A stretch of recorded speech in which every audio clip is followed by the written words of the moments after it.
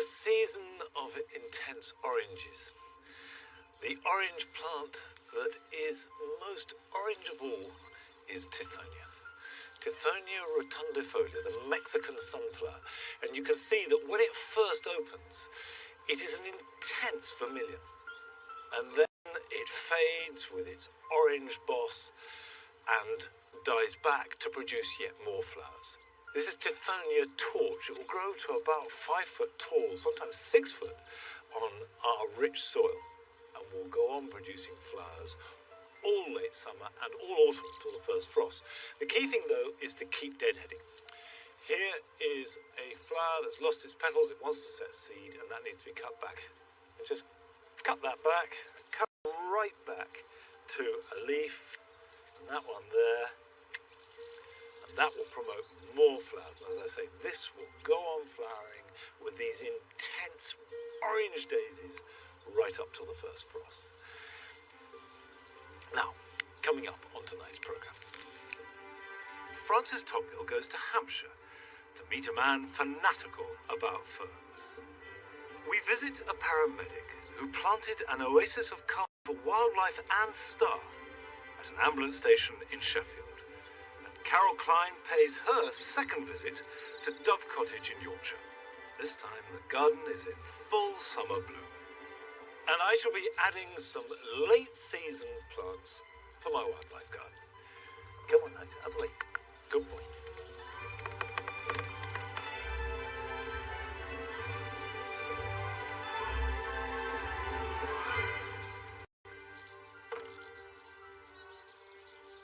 Out of the way. Good boy.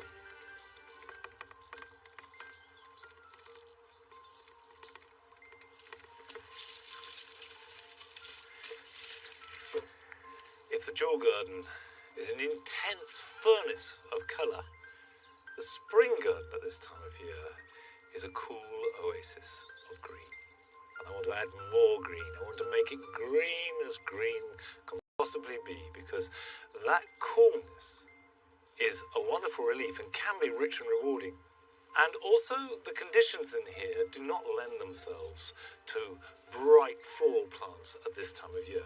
But they do lend themselves absolutely to this group of plants, which increasingly I adore. And these are ferns. Ferns, and somehow depressing. I now think they're completely fascinating and beautiful, and I'm planting more and more, and they're perfect for situations like this. This looks as though it's well watered because we had a torrential downpour a day ago. But believe you me, this is one of the driest parts of Longmeadow. We've got this big old hazel with a canopy stopping light and water, in summer at least, coming through, and the roots sucking up every little bit of moisture around. And then you've got the lime tree on top of that. You do need to choose your ferns carefully, because not all ferns are adapted to dry shade. I've got polystyrchum. Now, polystyrchum comes from Japan.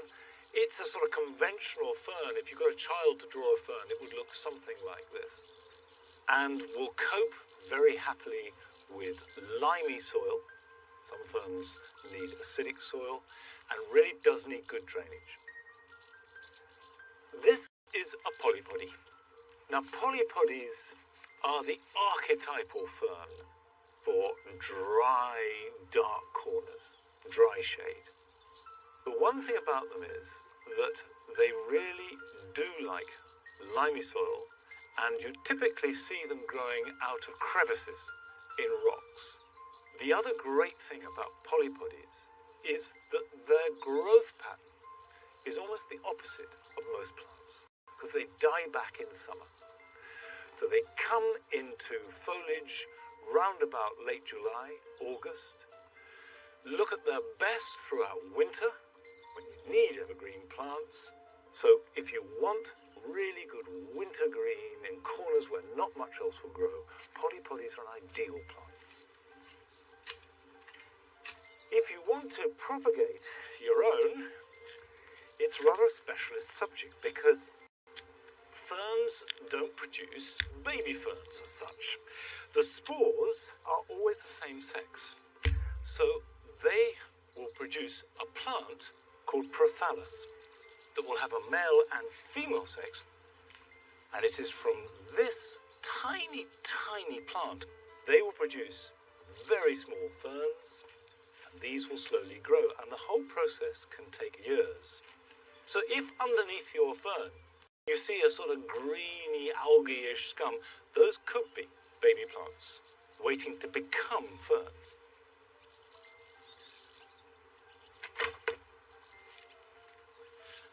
I'll find places for the rest of that batch, and I like the way that you can hunt out nooks and crannies. Doing this over the last just handful of years, we've accumulated lots and lots of ferns here at Longmeadow, whereas 10 years ago we had hardly any. They grow upon you. I really like them. However, my affection for ferns pales into insignificance compared to the man that Francis went to visit down in Hampshire.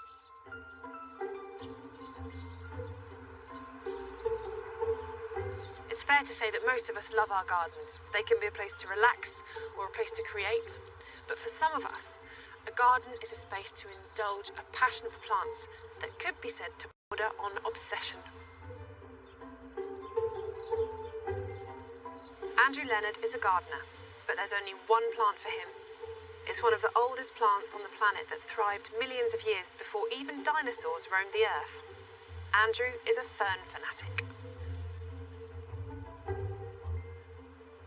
That really is crammed full of ferns, isn't it? They're everywhere. Yes. That's amazing. When did you get into fern collecting? Well, the first house I bought was in Portsmouth, and it had a very small garden and nothing growing in the garden at all apart from a bracken. And I didn't realise at that time that ferns were actually hardy in the British Isles. And it was about the same time I found the British Teratological Society, which I joined. And after a couple of years, I went out. They organised meetings, and I went out on one of these meetings. And we went to Oxford. And I remember thinking, these people are rather eccentric, but I thought I might fit in with them. I think the best gardeners are always strange and eccentric. Yeah. And then they organised meetings abroad. We went to the north of France first, and then we went to Trinidad. Oh, wow. And then I started organising ones for myself. So I go to Zimbabwe and Thailand, Malaysia, places like that. And I hire a car and drive around and see, how much trouble you get into and to see ferns. Are there any particular favourites that you have? Well, this Lygodium japonicum, it's a climbing fern. That is amazing. I've never seen a climbing fern before. I've seen this in Hong Kong, and it can grow right up into the trees, higher than this. It's really... Well, it's starting to do its thing, isn't it? A few years, maybe.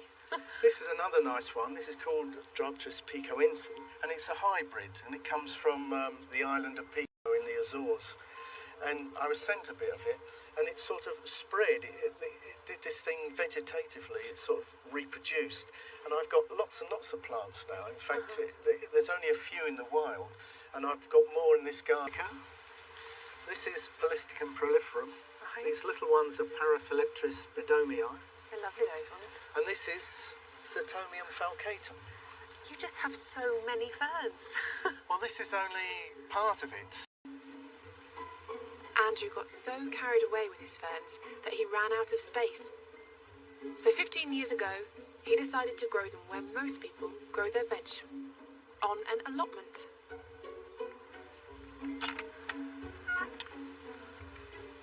Oh my goodness. I have never seen so many ferns on an allotment. What is it about ferns that you just love so much? Well, I don't really know the answer to that. It's like an interest or a hobby that's sort of, in a way, got out of hand. I find they're quite easy to grow as well. You just put them in the ground, and then they're either, in a sense, they're either happy, and they grow, or they're not, and they disappear. You know where you stand. Yeah. But I suppose this sort of, the shade tunnel with the kind of slightly more sheltered position is good for A most ferns. lot of these ferns like woodland conditions, which is sort of, and this is mimicking that, but there'll be less evaporation down here, so they probably keep a bit damper. And I suppose that moisture is good for the spores in order for them to germinate.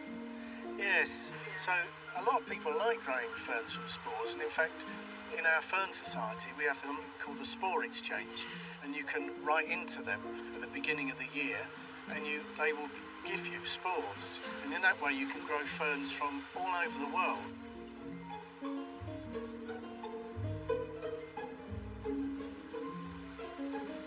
They really are everywhere, aren't they? Well, we talked about them needing shade and shelter, but this is a common English fern. In fact, grows quite well outside. Yeah. I think it might be getting extra water from the polytunnel. This is an interesting fern. It's called Polystichum exdicei, and it was a hybrid made by Dr. Anne Sleep deliberately from a fern that grows in the northern hemisphere and a fern that grows in the southern hemisphere. Okay. And this is something that in the wild would never exist because the two plants would never meet. Completely man-made. Isn't that amazing?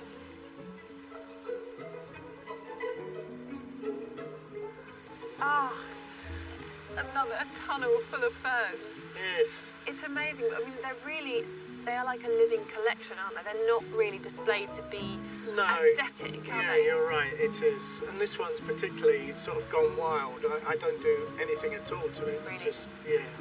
This one's called the kangaroo fern, Microsorium diversifolia. And it's quite a pretty looking thing. It is beautiful, isn't it? And you can see the rhizomes, they grow near the surface. So is that how you Lift the whole thing up and plant it somewhere else. It's quite interesting because the young or new fronds are entire, they look like this. Yeah. But the mature fronds are quite pinnate. That's a lovely fern.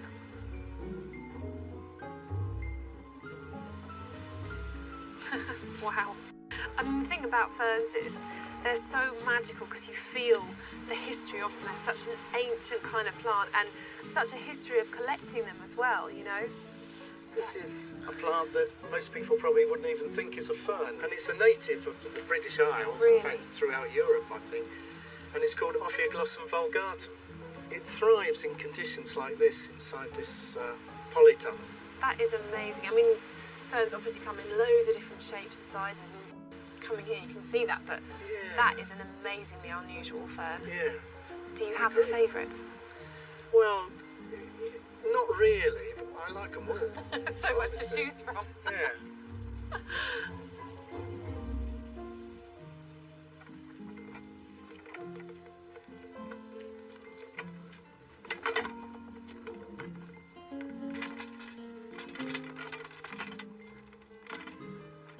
I love the passion and intensity of that kind of relationship between man and a single kind of plant. But it could not be further removed from this kind of gardening in the wildlife garden that I made here at Longmeadow a few years ago. Because the whole point of an area like this is to have as diverse a range of plants that will attract the widest range of insects and animals possible in a garden. There's another element to that, though. A garden has got to be for you as well as wildlife. It's no good just observing it. You've got to be part of it, and it has got to be part of your garden. So in other words, it's got to please you. And I feel here, this garden needs a little bit of reining in, of tightening up, so that it can feel like part of the garden rather than the wildlife corner. For a start, the comfrey we've got growing here. Comfrey flowers are fabulous for bees, and I certainly don't want to cut any that are here. But the leaves are a little bit suffocating on the plants around, so I want to cut some of those back. So that's where I'm going to begin.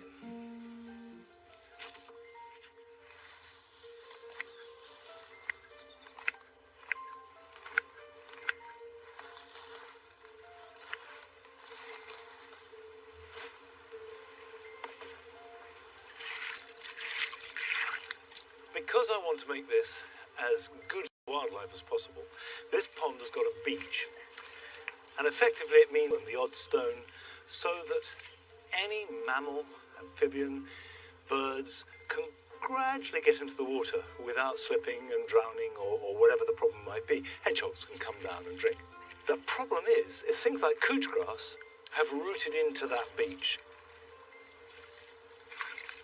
In spring, this was full of frogs, absolutely filled. There are hundreds of young frogs around the garden, and it all stems from here. I'm going to leave this teasel. The birds love these seed heads. Now, coming on into the border, you can see that this plant, which is coltsfoot, has rather taken over. It's a nice plant.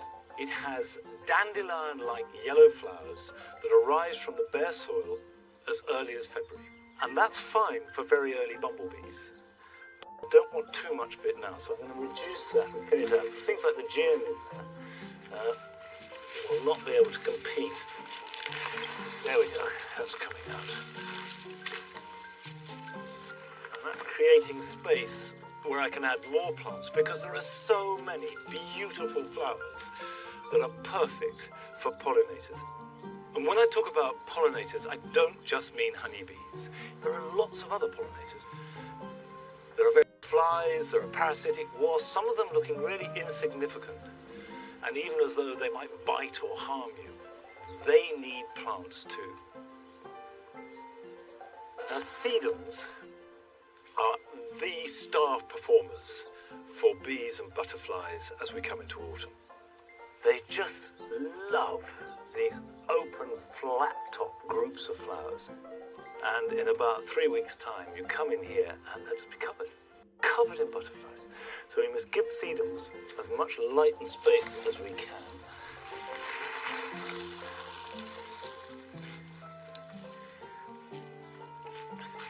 Now, all this material is going to go to the compost heap.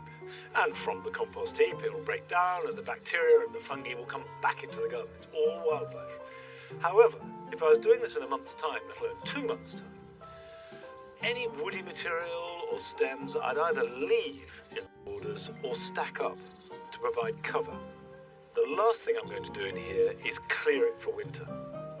Now, you can do this in your own garden. You can make the mix of a garden for you and a garden for wildlife that everybody, every living creature can share and enjoy on its own merits. If you've got a garden, if you've got space, but if you haven't, then it's much more awkward. And we went to Sheffield to visit a man who, in the course of the natural world all around him, and also the people he works with.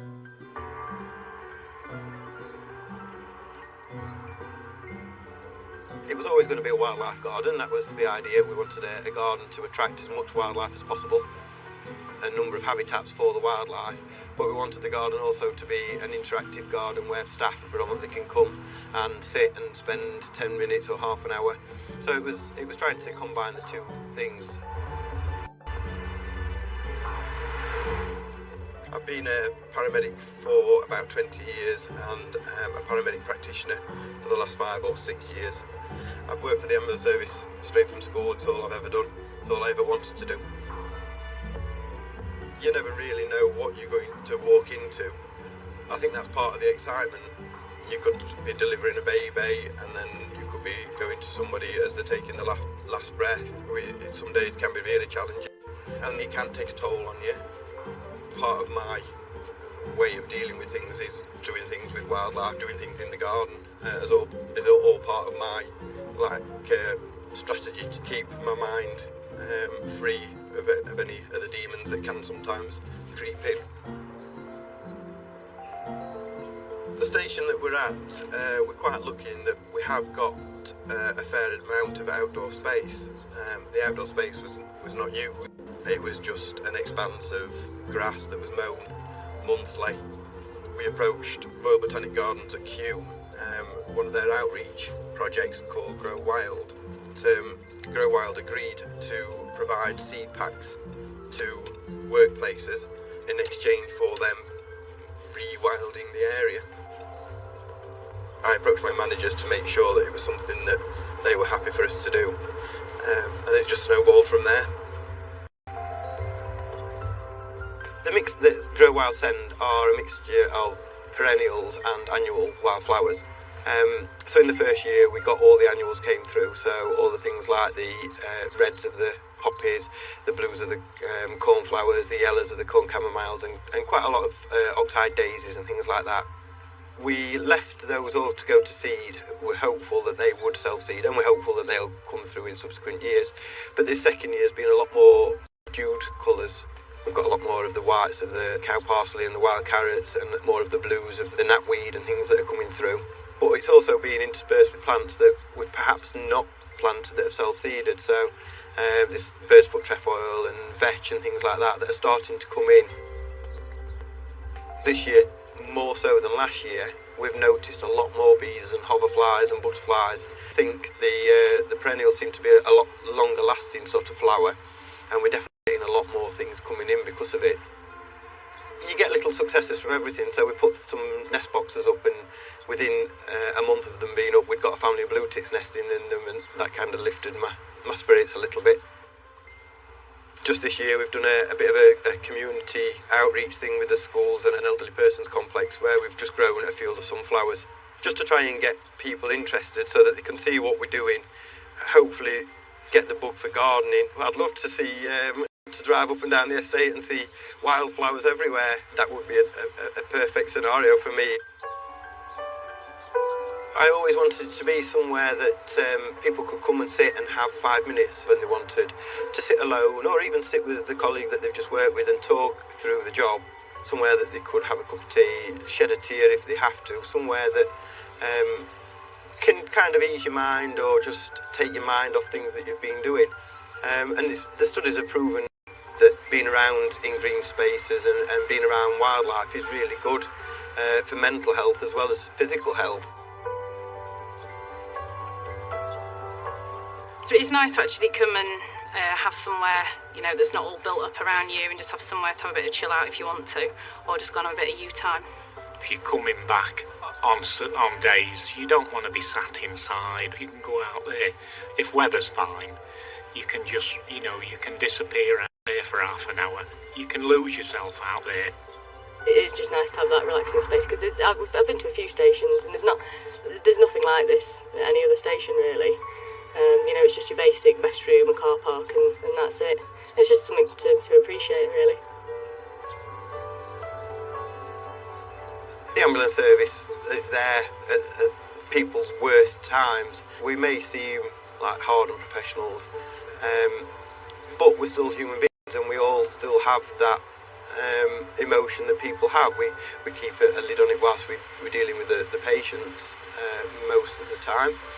But there's things that are always going to touch the nerve. Hopefully having a bit of wild space, a bit of nature, and some pretty flowers really is enough just to make people realise that there's not all bad in the world, and there are a lot of good in the world, and there are a lot of good things around if you look around.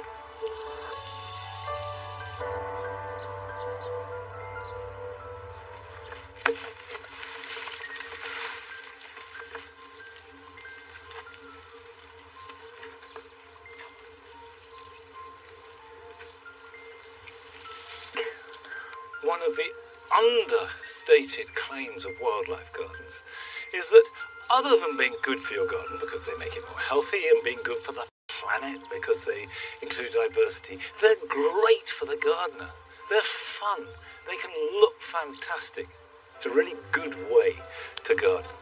Now, I want to make this wildlife garden as good as possible for insects and for me for as long as possible, to stretch that flowering season out. And to that end, I'm adding some asters.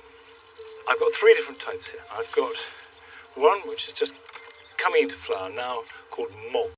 They have the great virtue of being very trouble-free. They don't get mould, they're reliably flowered, as long as they get a bit of sunshine and some fairly good drainage. That is quite important.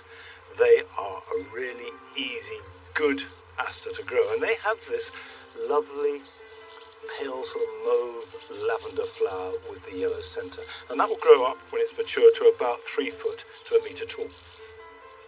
The second one is one of my absolute favourites.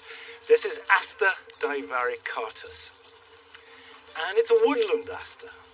I wouldn't waste this aster on a sunny spot because it's happiest in shade, either dapple shade or even full shade. I've got it growing in various parts of the garden, and it shines out. That's as tall as it ever grows, and then it tends to grow laterally, and a really, really good plant for that shady corner, and that will attract the insects and these, but you can see there's an elegance about it and a delicacy, which is really good. And finally, I have an aster called Little Carlo. This hasn't started to flower yet, but it will fairly soon, and that will have a mass of pale blue, lilac-y coloured flowers.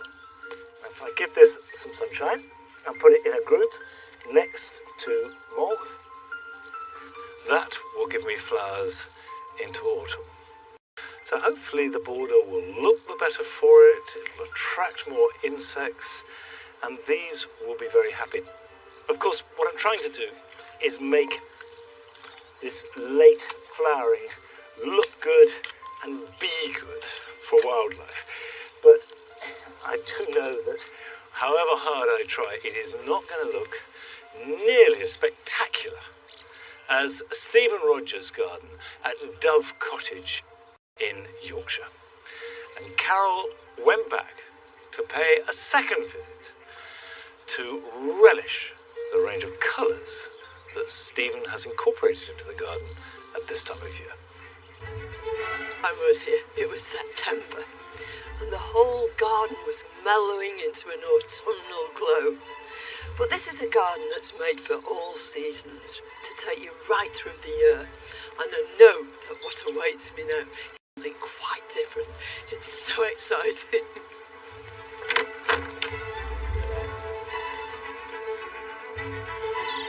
It's astonishing. It's also huge. These great masses of plants like a theatrical backdrop. One after another all the way up and down the garden. It all looks so fresh and new.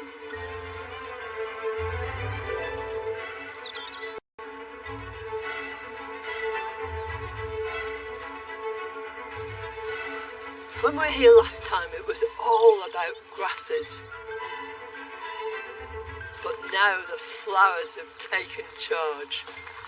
Right the way through all these beds, there are big splashes of really vibrant colour. It's really difficult to combine pinks, but here Steve's cleverly interwoven these patches of lilac. This veronicastrum, this is roseum. Stiff spikes, tiny little pale pink flowers, making these punctuation marks all the way through. And the rest of it is big, soft mounds, like this pale pink monarda. But there's another bit round the corner with a completely different idea. Last autumn, grasses like this Molinia were golden. You were so conscious of them.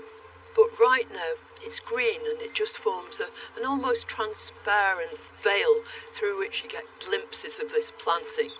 And I have to say, it's this glorious paradox that's created by this great river of blue that runs right the way through this bed.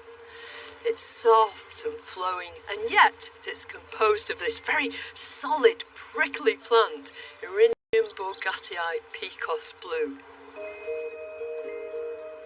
The man who created this garden, Stephen Rogers, started his working life in the family butcher's. After training at the famous Savile Gardens in Windsor, he returned to Halifax 20 years ago and created this garden, inspired by wild prairies. Normally when people think of prairie planting, you imagine these great big bold blocks of colour, don't you? Very strong. But your garden is quite different. Yeah, it's a much more intimate prairie planting. Lots of very tall plants that you might find in the tall. Sometimes you have to walk past plantings a few times. The last time I came here, I helped Stephen clear out one of the beds for replanting. I can't wait to see what he's put in. This is lovely. We've got a nice mix of colours, we've got different shaped flowers, and we always make sure we've got some spires in as well. And then we've used for late colour monardas, phlox and calamiris. That monarda is very much on its own. It is, because it's a very difficult colour to place. It's so vibrant, but having the hedge at the back of it just sets it off perfectly. It's a lovely dark green backdrop. It is.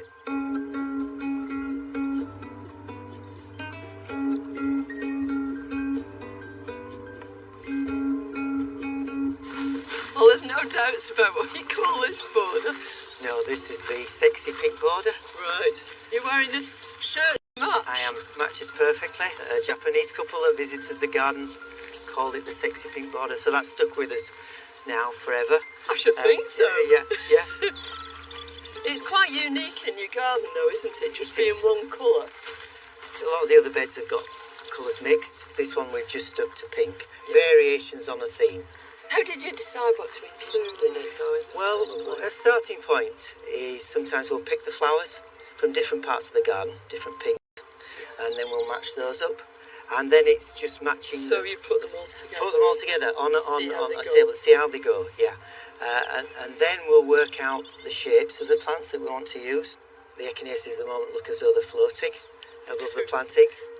We've kept the repetition going, and then it weaves in and out. It does, and it curls round some of your taller plants. It does. So it's very rhythmic. It is. Yeah, as well as being sexy. Yeah. But more sexy. All right. It's taken a lot of years to get to this stage, and it's all the advice we've been given along the way, and the places that have inspired us, that have got us to this and these sorts of plantings. And lots of love. Lots of love. Lots yeah, of lots love. of plants love. But that amalgamation has Yeah. resulted in this. Yeah, this most splendid garden. Yeah. It's wonderful. Thank you.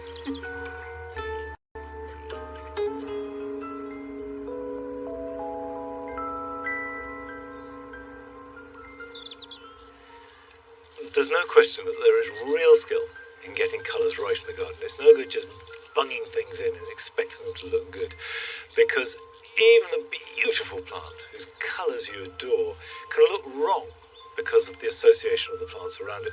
And here at Longmeadow, we have restricted ourselves in every part of the garden to various palettes. So in the jewel garden, we have the rich jewel colours, which means having no whites or pinks. In the cottage garden, though, we really give rein to all the pastel shades. And then on the mound, it's fundamentally white with touches of lemon and blue. And from that, you build up a picture. And it's a long, ongoing process, but a really important part of the artistry of gardening. Now, still to come on tonight's programme. I'll be planting a window box with cyclamen to add a splash of autumn colour. And we visit Kew Gardens to capture the rarely seen flowering and pollination of the giant water lily, Victoria cruziana.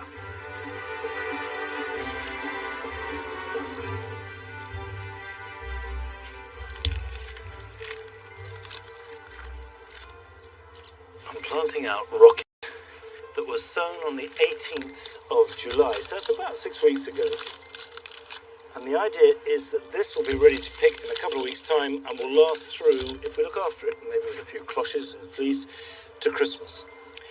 And the seeds, the rocket seeds that I sowed a week ago, will be ready to plant into the greenhouse, sort of the middle of October, when we take the tomatoes out. And that will be ready for picking as this dies down from Christmas through till March, and then I'll sow more in January, which will take us through into spring. And by overlapping and having this succession of plants, we pretty much have a constant supply. And the secret of rocket is that it does like rich soil and plenty of water. Give it plenty of compost if you've got some, and certainly don't let it dry out, because otherwise it bolts. Now the soil here, in fact, in these new beds is quite heavy and claggy, and I'm adding lots and lots of compost so that things will and do grow really well here. But Arrett Anderson has been to the new developments that have been going on over the last decade or so around King's Cross and found a garden where, initially at least, there was nothing, no soil at all. But where there's a will, there's a way. And she's discovered that a lot of ingenuity has created a rather special garden.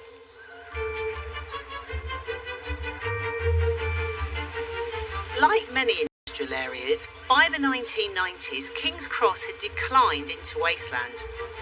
Since its redevelopment in the last 10 years, it's slowly being transformed. Now, the building work continues, but tucked amongst it is a green oasis called the Skip Garden. I'm here to meet the gardeners and volunteers of this very enterprising community garden to see how it could just change how we think about urban spaces in the future.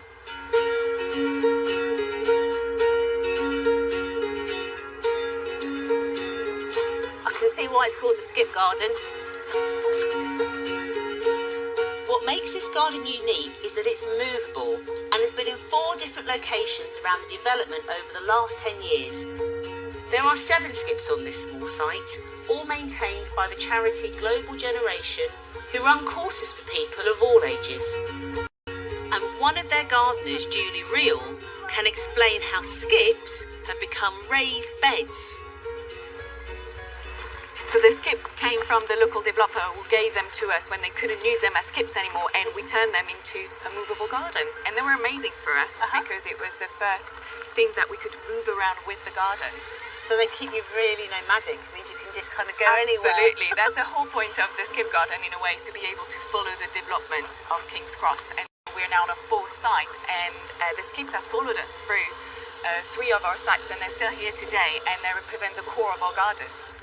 There's bits of building materials and all sorts of scraps. Well, the concept of the whole skip garden was to create something with the community and the material that existed around here. So a lot of the things were donated, were second-hand, were rubbish for other people and gold for us. And so we built things using what was around. And the windows you can see behind me on the glass house were collected by a student who designed this for us. So most of the things around here are material that would have been wasted. Which is superb. What are you trying to achieve for this garden? Well, we're trying to connect the community with each other, but also with nature via activities, by being the lung of King's Cross Development Site, because we're green, we're open to everyone within a site that is still full of... What are in all those lovely skips? So the very first one is our herb skip. And it contains all of the delicious, perennial, gorgeous herbs we use a lot in the kitchen, from rosemary to sage to the very weedy lemon verbena and all those very scented ones. And then we have 3 skips that represents the crop rotation you would have in a normal garden. So we never grow the same family of crop again in the same skip. Okay. And this is my absolute favourite. It's our orchard skip.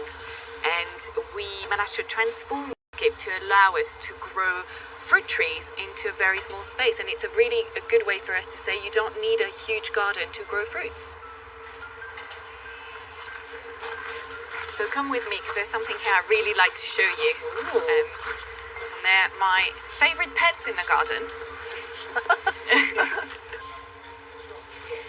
So here you've got our wormeries. So wormeries are a tower in which we keep special worms which will digest the food scraps from the kitchen and create 2 things that are amazing. This little black thing here, that's actually gorgeous soil, and that we use it as a fertilizer on the garden. And worm tea, which is this liquid down there, that is a bit like worm pea, and it's full of beneficial soil bacteria. So when you're growing organically, this is like gold dust. Yeah.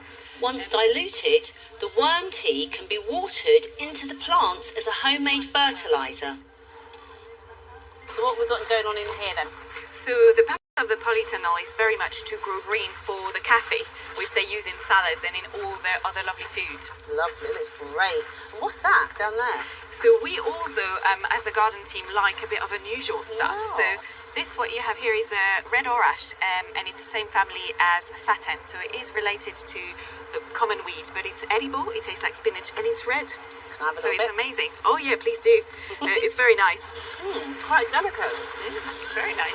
And what's that little down there? This one here is called oca, or New Zealand yam, and it's a very weird root vegetable, and it has a texture of a potato with the taste of a lemon. I'm liking that. And it's bright pink and bright yellow, so we were all over that, of course. Yeah, of course. I love the look of that. It looks great. Yes. The lifeblood of this garden is its visitors. They have twilight gardening for people to visit after work, a myriad of youth programmes, and they invite families here to have fun together in the garden. You guys recognise anything? That mint. That's the mint, absolutely. And what about this? Look at that. Lavender. Lavender. We come here all the time. I love the fact that you can come here and do a little bit of cooking, a bit of gardening. She loves feeding the chickens, so she gets a bit of contact with. Julie, what is it about it for you that makes this garden really special? Well, thoughts are all, I think it's where it is. It is in the middle of King's Cross, which is a highly developed site in the middle of a very busy city. And we have all sorts of people coming here from all backgrounds, from very tiny to elderly people, and that's what makes this garden kind of so unique and so special. I agree, and I hope that more cities and more developers get confident to make sure every single space counts and to keep the oasis of green going. The Skip Garden has found a home here for at least another year, and true to its nomadic ethos, will eventually move again to enrich another corner of this development.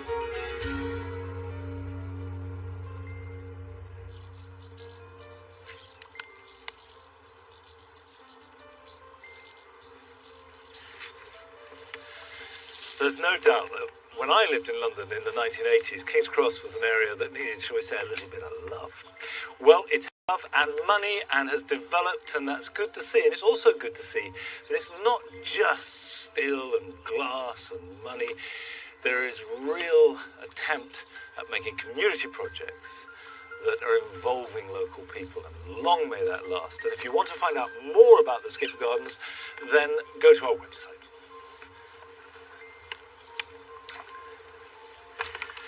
At this time of year, one of the smaller but brighter stars in the garden are cyclamen. Cyclamen hederifolium.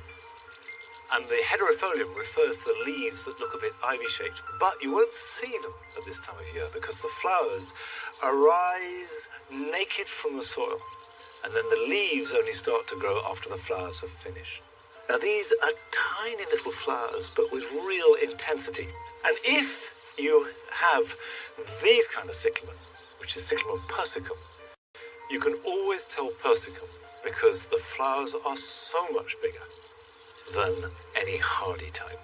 These are house plants, essentially. They don't tolerate cold. Don't plant them in the garden because they won't survive. However, Cyclamen hederifolium will last for years and years and spread in the garden. Now what I want to do is plant them actually into a window box because they make great potting plants as well as garden plants. I've got a window box here, and it's worth pointing out that I've drilled holes in the bottom. The thing they hate is sitting in wet, moist soil. I'm using a seed compost. They do not need any extra garden compost, some leaf mould. I'm always going on about making leaf mould, but it is fantastic stuff. And for plants like cyclamen, it's heaven.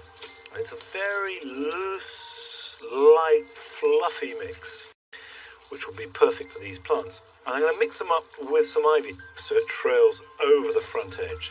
You want a big display, and these will give you flowers from now for another month. Each flower lasts for weeks. And when these are finished, if I don't want to leave them in the window box, I can plant them into the garden. Now, stop it. It's just showing off. They'll take some sunshine, but not full sunshine. So, for example, this window box absolutely should not go on a south-facing aspect. North-facing or east-facing would be ideal. When it's finished flowering, the whole surface will be covered by the foliage, and that will give an evergreen display throughout winter. Now, I'll put this one side and find a home for it in a minute. Because I'm also going to plant up a little terracotta alpine pan. Because cyclamens are really nice in little terracotta pots. It doesn't have to be a great big container. And I'm going to plant this. This is a new type of Cyclamen hederifolium, bred in Holland. It's called Ivy Ice, and it has flowers and foliage at the same time. So I'm going to put some compost at the bottom, a bit of leaf mould, and just plant a few in this little pan. And he's going to sit slightly proud of the pot, but that won't matter because they're not going to live in here forever. That can be put somewhere where it will brighten up a dark corner. It'll be very happy, tucked away where other plants would languish. So I'm going to go and find a place for it.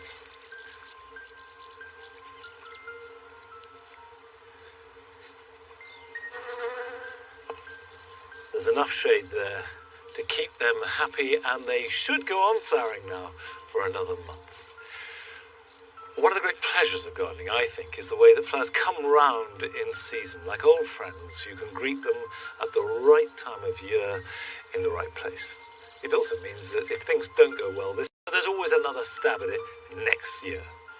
But some plants flower so irregularly, and there's such a long gap between those flowerings, where the giant water lily, Victoria cruziana, was coming into flower.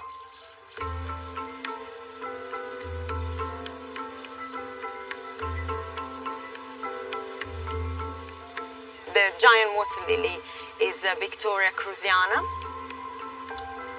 The leaves get usually up to 2 meters diameters. I have to say that ours was 2.05 meters 2 weeks ago, so it's pretty good. In the wild is a sort of a short-leaved perennial, but because of the light levels that we've got here in the UK, we grow it as an annual. And it grows from a center point, and it produces huge stems with gigantic leaves at the end.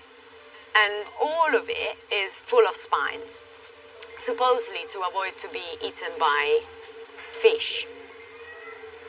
So Victoria cruziana was discovered in the 19th century in Bolivia. This is something so amazing, so original, and compared to a normal water lily is absolutely astonishing. So there was a sort of a craze over them.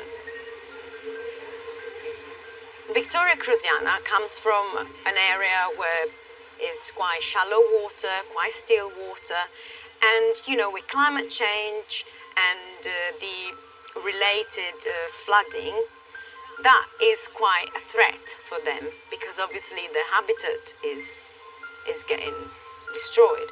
Also, deforestation is not helping because that can pollute the water. So, trying and preserve these amazing plants is very important, is paramount, really.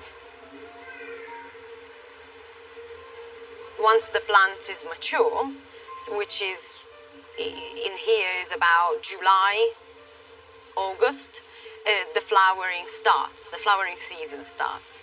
But the flower itself, it only lasts for 2 nights. So the first night, it opens up and is white.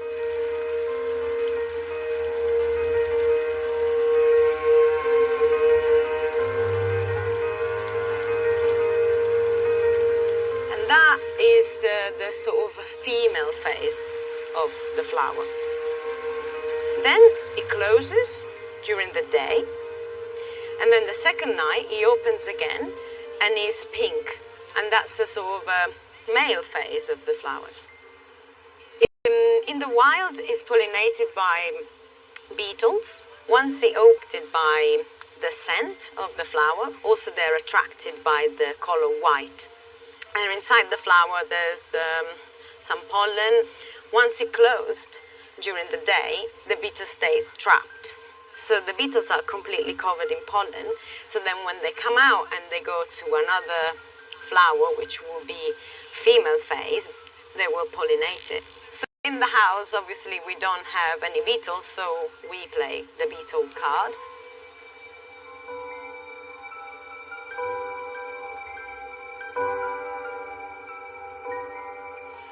Well, I really like coming into the glasshouse when there is no public, so I can have it all to myself.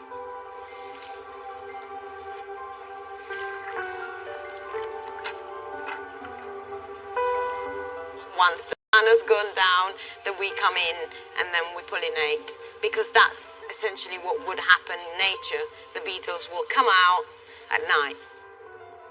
The beetles will go inside the flower when it's white in a female phase. At the moment it's in the male phase because it's pink. However, the stigma cap inside is still receptive, so I'll be able to pollinate it very easily. So I'm picking up the pollen that I've collected last night, and then I'll stick it right inside in the middle of the flower, and then I'll just move it around because all of it is receptive. There is a lot of pollen actually, so it's really good. So as the flower is now going to go underwater, I need to protect the seed that will come up in 8 to 10 weeks. So what I've got with me, I've got a kind of a net that I can put over the flower. So this will protect the seeds. Once the fruit is ready with all the seeds, we'll collect them and we'll clean them, we'll take all the pulp off, and they'll be underwater all the time, and we'll take them to the tropical nursery, and then March or April, depending on the weather, we'll be able to have our new little Victoria here to be planted and start a new cycle. It's really cool to being able to make a lifestyle producing seeds. This is very rewarding. I really enjoy it.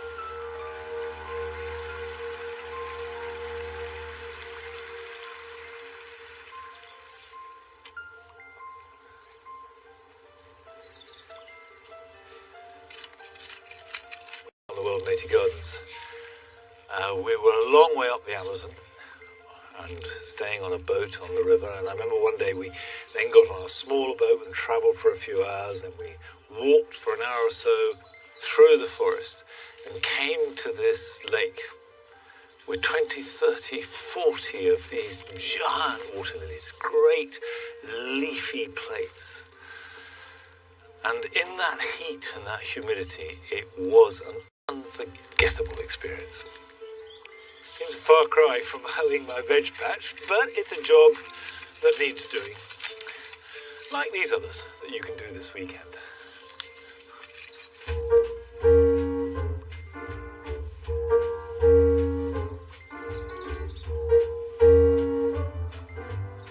Pinch out the flower heads of basil plants as they appear.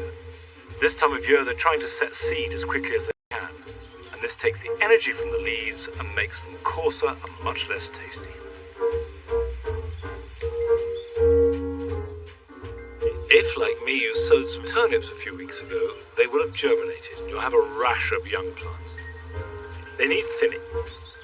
Just take out clumps, leaving thin lines of plants, and then in a few weeks' time you can return and thin them again. Rambling roses have put on a great spurt of growth over the last month or so. And whether you're growing them up a trellis, a fence, a pergola, or as I do up trees, they should be tied in now to protect them from autumn winds, because these shoots are the ones that are carrying next year's flowers.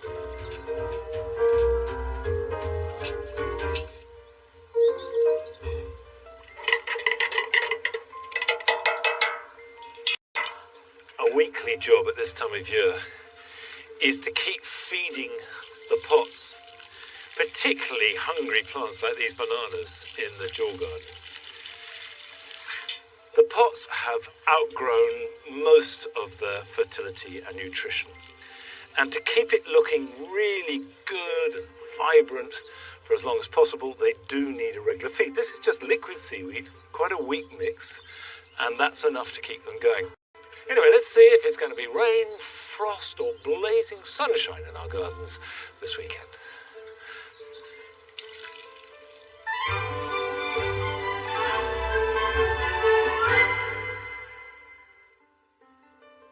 The weather for gardeners this weekend is looking a little bit mixed.